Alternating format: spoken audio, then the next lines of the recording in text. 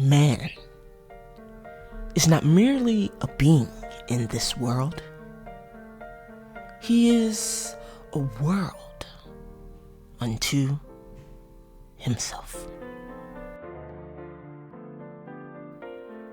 Let's take a moment to consider what you are. Not who you are, or what you have done, or what you believe.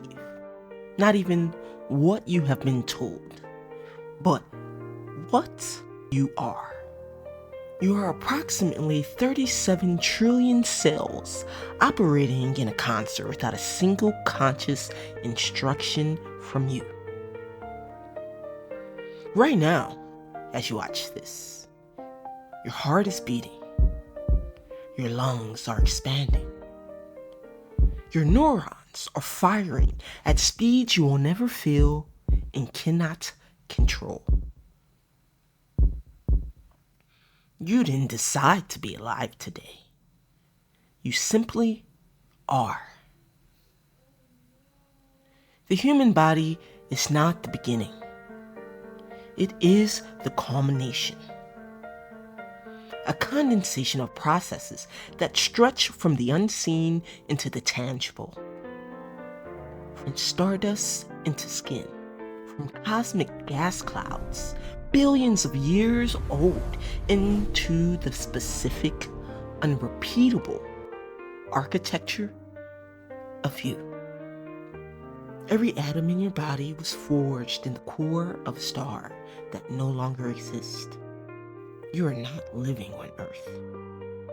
You are Earth. Temporarily organized into a form capable of looking back at the cosmos that made it. It is the altar where spirit and matter meet, where potential collapses into presence. The body is not a cage. It is a portal. This is not advice. This is not doctrine. These are philosophies stitched in the margins of the SpaceyVerse. Welcome to SpaceyVerse Philosophies.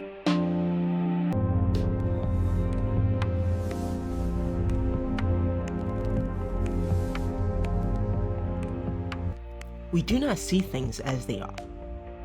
We see them as we are. Here is something neuroscience has confirmed that philosophy suspected for centuries. You have never seen reality directly. Not once. What you experience as sight, the colors, the shapes, the depth of the room, it's not a window. It is a construction. Your brain receives raw electrical signals from the optic nerve and builds an image from those signals using memory, expectation, and prediction. What you see is not what's there. It is your brain's best guess about what is there. Filtered through everything you have ever experienced before this moment. Reality is elastic. Perception reshapes the field. Einstein's general theory of relativity demonstrated that mass curves spacetime. That gravity is not a force pulling objects together, but the shape of space itself, bending around mass. The same principle operates in consciousness. Attention bends outcomes the way mass bends light. Where you place your focus does not merely observe reality, it participates in constructing it. And this is not a metaphor. The quantum double-slit experiment demonstrated that particles behave differently when observed than when unobserved. The act of measurement, of attention collapses possibility into actuality. And you are not a passive receiver of a fixed external world. You are simultaneously observer and creator. Clarity brings coherence. And when attention is focused, intention is amplified, and the field organizes around that focus. Distraction fragments the self, splintering attention across scattered timelines, scattered possibilities, and scattered versions of a life that never quite assembles. Illusions appear solid, but they are nothing more than distorted reflections of our own state of being. The Stoics understood this. Marcus Aurelius wrote that we suffer more in imagination than in reality, and that the quality of our inner world determines the quality of our outer experience. 2,000 years before neuroscience confirmed it, philosophy already knew. What you believe about reality shapes what you perceive. What you perceive shapes what you experience. And what you experience shapes what you believe. The loop is not a trap. It is, however, an invitation. Because if perception is constructed, it can be reconstructed. If the filter can distort, it can also clarify. The question is never what is real. The question is always who is doing the seeing.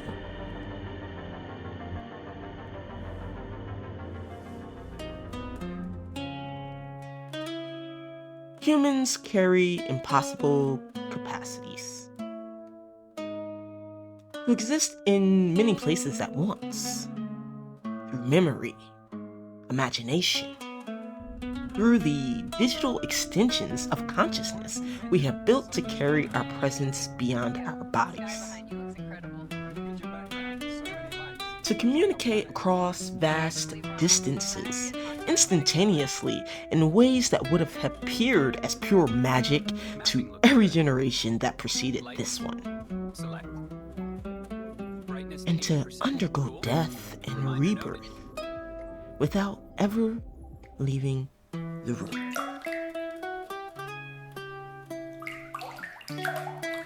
Every transformation is a quiet supernova. Every shift of awareness rearranges galaxies inside the skin. Neuroscience has confirmed that the brain is a parallel processor, not a linear machine moving from thought to thought in sequence, but a vast, simultaneous network simulating realities, imagining futures, reliving past, all at once, in the same instant. In the same 3 pounds of matter behind your eyes. You are never fully in the present moment. Part of you is always elsewhere. Revisiting a conversation from last week. Rehearsing a conversation that has not happened yet. Inhabiting a version of your life that exists only in projection. This is not a flaw. This is the architecture of consciousness too large for a single moment to contain. Quantum mechanics offers another mirror. At a subatomic level. The level from which all matter, including you, is constructed. Particles exist in superposition. Multiple states simultaneously. Wave and particle. Here and not here. Determined and undetermined. Until observed. To be human is to carry paradox in your marrow. We are both deterministic and free, finite and infinite, in both the observer and the thing being observed. William James, the father of American psychology, wrote that the greatest discovery of his generation was that human beings can alter their lives by altering their attitudes of mind. Not their circumstances, not their resources, and not their genetics. Their attitude of mind. Viktor Frankl, who survived 3 Nazi concentration camps, wrote that the last of human freedoms is the ability to choose one's attitude in any given circumstance. These are not motivational abstractions. They are observations from people who tested the outer limits of what human consciousness can endure and transcend. Consciousness itself is the bridge between micro and macro realities, between the quantum and the cosmic, particle and universe, between what is determined and what remains perpetually possible. Threshold breach detected. Initiating council or... Every great universe begins with a single creator who refuses to think small. Paintings become worlds. Stories become timelines. Music, design, writing, ritual, all woven into something that lasts. The Intergalactic Council of SpaceyVerse supports creators, ready to move from projects to legacies. You don't need to work harder. You need to work dimensionally.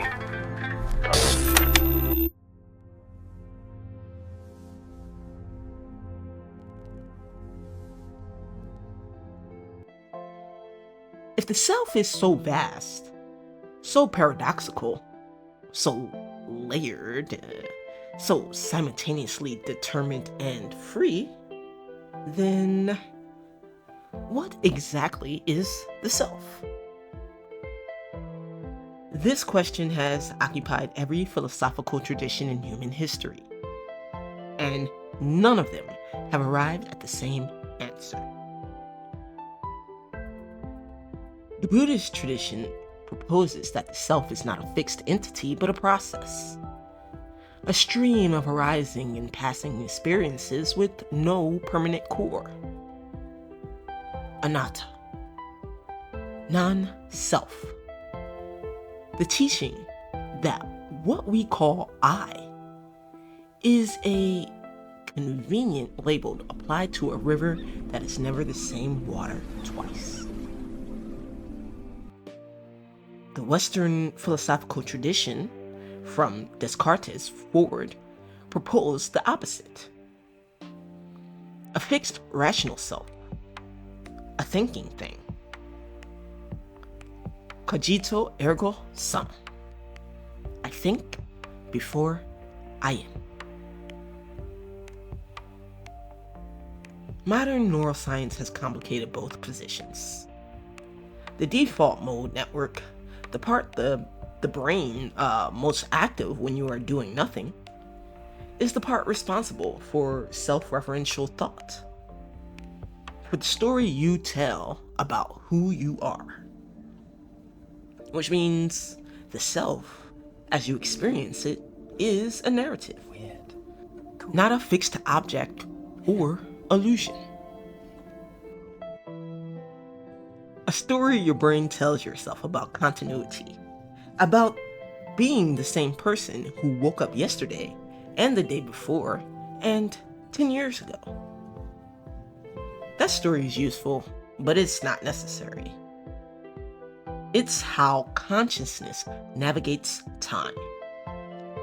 But it is not the totality of what you are.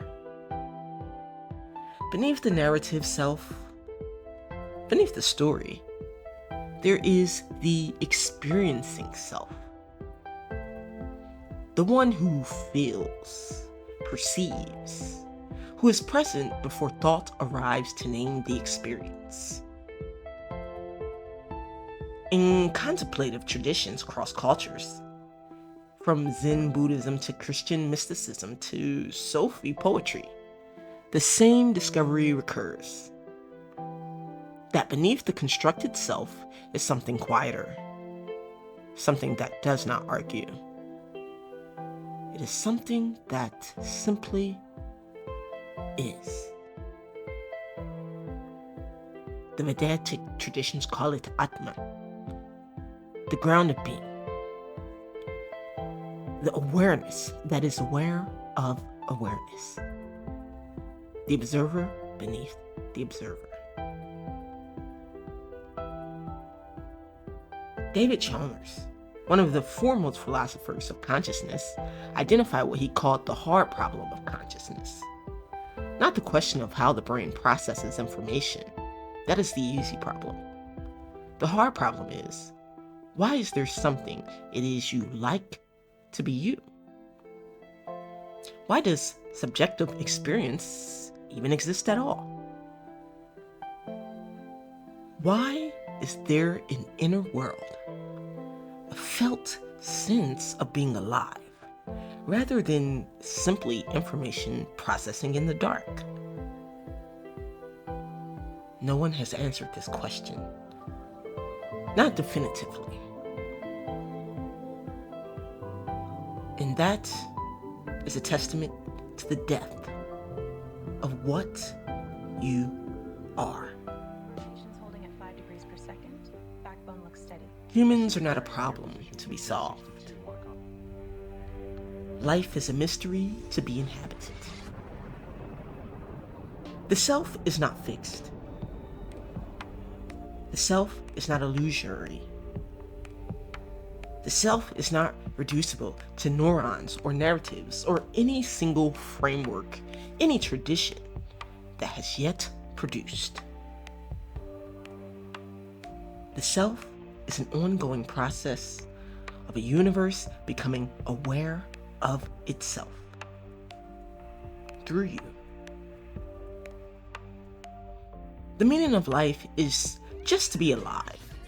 It is so plain and so obvious and so simple.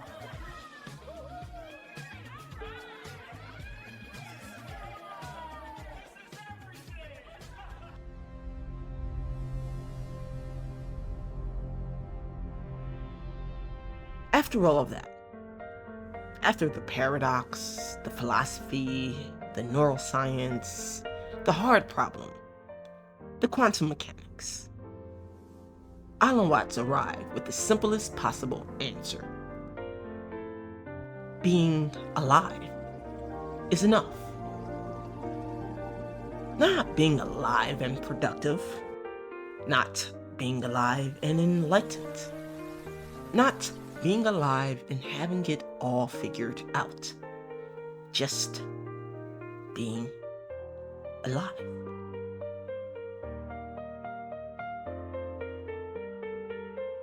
The task is simple yet almost impossible. To remember that this right now is sufficient, even while carrying cosmic potential in every cell, even while knowing that you are a paradox, a narrative, a quantum event, a prism, an experiment in consciousness that has never occurred in exactly this configuration before and will never occur again. Even knowing all of that, the work is to be here, fully, without reservation, without waiting for the version of your life that will finally feel worthy of full presence. Faith and imagination are not decorations. They are mechanisms of manifestation. The placebo effect, one of the most replicated findings in all of medical research, demonstrates that belief changes physiology. That the mind telling the body it is healing produces measurable biological changes. That what you believe about your own capacity influences what your body is actually capable of. Neuroplasticity confirms that the brain rewires itself in response to experience, to practice, to directed attention. You're not fixed. The architecture of your mind is responsive to what you choose to pay attention to. Intention writes the code. Energy obeys the command. To celebrate being human is not to ignore the difficulty. It is to embrace the full contradiction, the beauty and the burden, the magic and the mundane, the cosmic and the ordinary, and to find that both are sacred.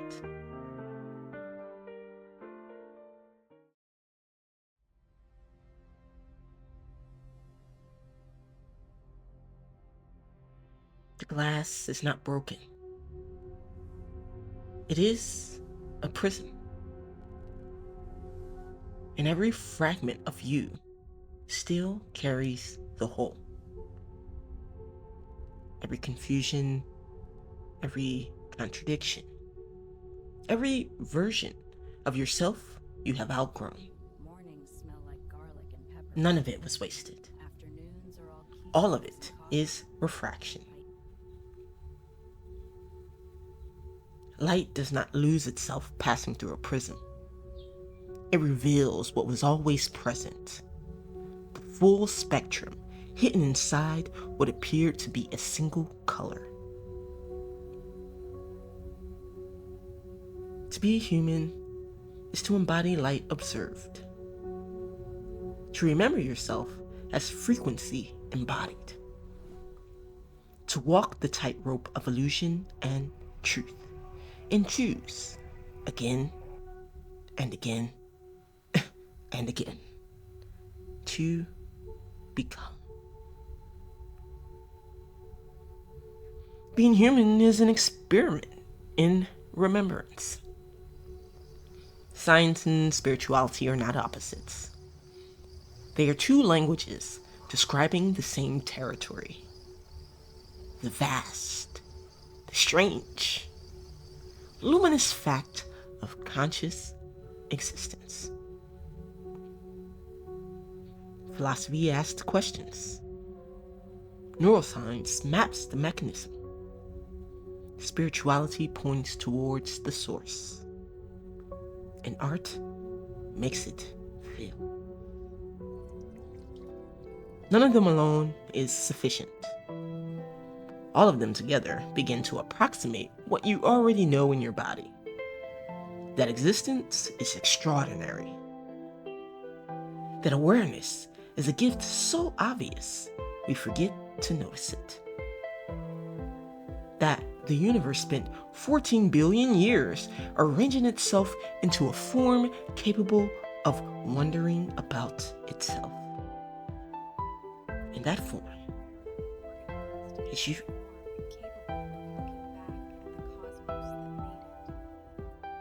Allow the magic of unpredictability and faith to guide you. Explore your potential. Observe your power. Witness the wonder of the universe reflected in your own form. Because you are not here to perform existence. You're here to inhabit it. Fully, completely, and without apology. The prism does not choose the light. It shapes it. And in that shaping, something extraordinary is always happening. Everywhere around it. This has been another SpaceyVerse Philosophy transmission. A reflection. The multi-dimensional mind. Most people stop at understanding. If you're not most people, the CODEX has the rest. And when you're ready to move, not just think, step into the vault. The philosophy is yours to carry. Transmission ends. SpaceyVerse Philosophies archived.